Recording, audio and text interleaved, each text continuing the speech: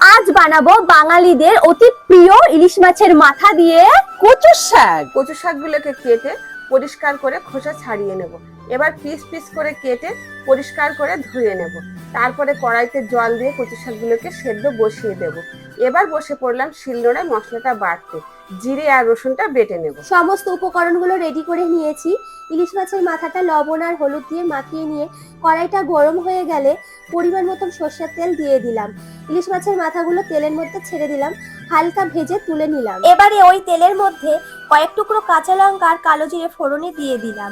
বেটে রাখা জিরে আর রসুন বাটাটা দিয়ে ভালো করে নাড়িয়ে চাড়িয়ে পরিমাণ মতন লবণ আর হলুদ দিয়ে নাড়াচাড়া করে জল ঝরিয়ে রাখা কচু শাকটা দিয়ে ভালো মতন 10 মিনিটের মতন কষাতে হবে। কষানো হয়ে গেলে ভেজে রাখা ইলিশ মাছের মাথাটা দিয়ে আবারও ভালো করে নাড়িয়ে চাড়িয়ে নিতে হবে। সবশেষে পরিমাণ মতো চিনি দিয়ে নাড়িয়ে চাড়িয়ে নিলে রেডি আমাদের ইলিশ মাছের মাথা দিয়ে কচুর শাক। চলো এবার শাশুড়ি বৌমা টেস্ট করা যাক। কেমন, ভালো তো? অসাধারণ।